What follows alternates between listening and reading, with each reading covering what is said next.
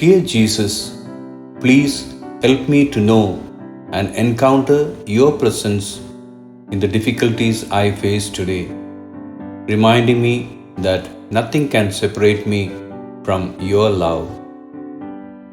പ്രിയ യേശുവേ, ഇന്ന് ഞാൻ നേരിടുന്ന ബുദ്ധിമുട്ടുകളിൽ അങ്ങയുടെ സാന്നിധ്യം അറിയാനും കണ്ടുമുട്ടാനും എന്നെ സഹായിക്കണമേ.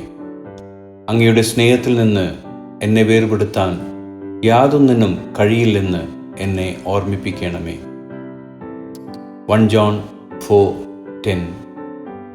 This is love, not that we loved God, but that He loved us and sent His Son as an atoning sacrifice for our sins. 1 Yohannan 4:10.